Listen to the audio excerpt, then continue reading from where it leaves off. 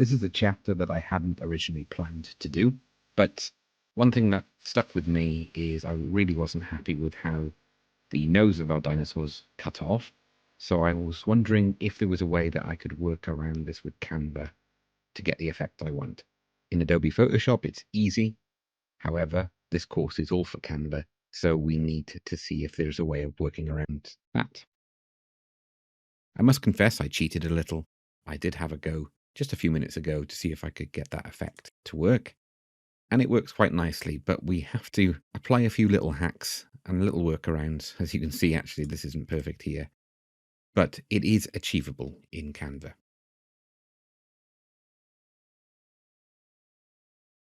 So we're going to run through a couple of tools that I will actually be covering later on in this course.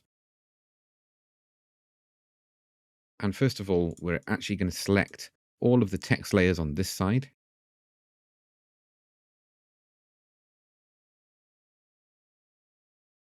Right click and bring them all to the front.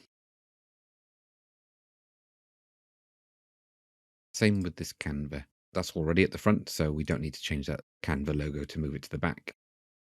I can now select our image and I'm going to copy, then paste it. And I'm going to snap and align it so it goes perfectly over top of the original photo. I'm then going to send it to the back. And even though we're working on the image above it, it doesn't matter at this stage. I can now click and drag that photo out. You can see I've cheated here. There's a layer there that shouldn't have been there from before.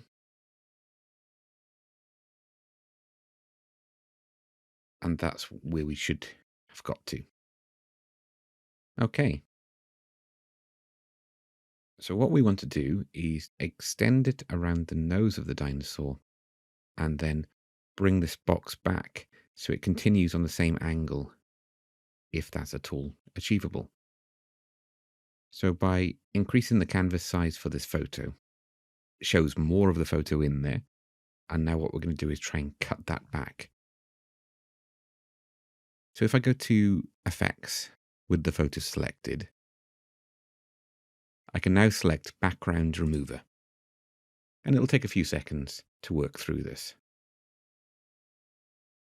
Background Remover we'll be covering later on, but it's a really handy tool that I use regularly when I'm using Canva. And as we can see here, we're halfway there.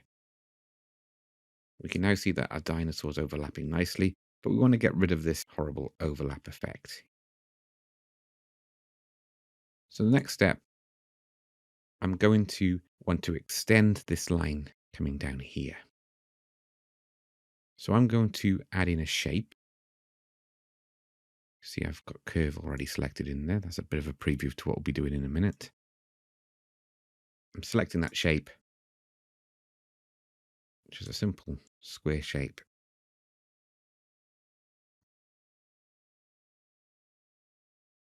And I'm getting it as close as I can by eye to the angle of the above.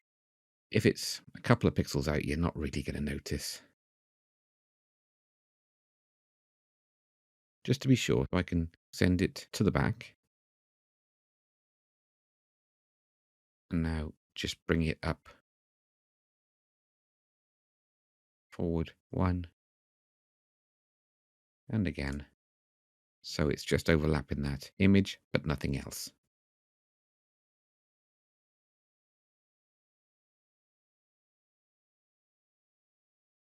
I can now go to the color swatch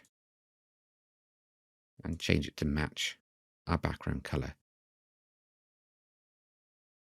So again, we can see the shape coming down there. I might just use the arrow cursor just to nudge it over just a couple. Try and continue that line through. As you may have noticed, I also then used the curve option.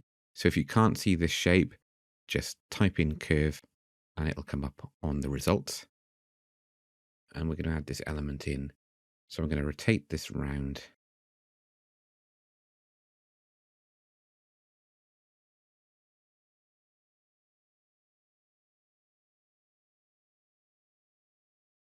I might enlarge it a little.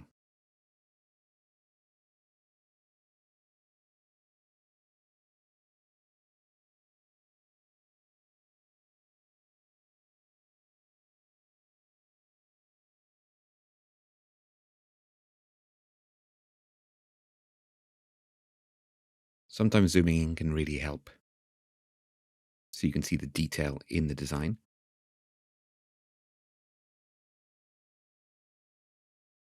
Now I can change the color once again to match our primary brand color.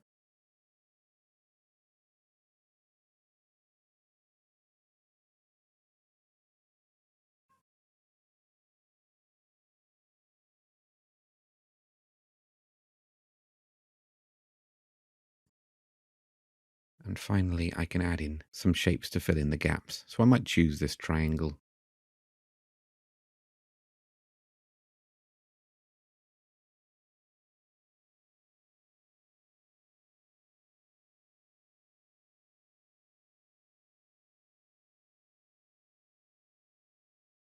Just move this triangle into position.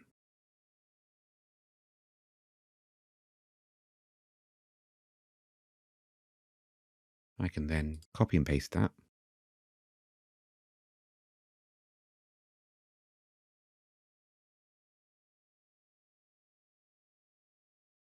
To cover the remaining white space. Now with both selected, I can change the primary color. I can also select these three elements and group them.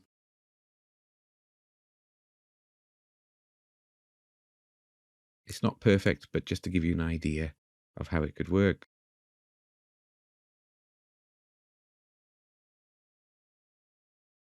By all means, spend a little bit more time than I have to fine tune it. We also need to check that there are no elements in behind those shapes. So we bring them to the front. We can see it's cutting in a little bit here, but just as a demo of how we can get this effect with the overlap of the photo and then the line continuing down through. I think the angle's just slightly off there as well. So I'm going to adjust that. But there we have it.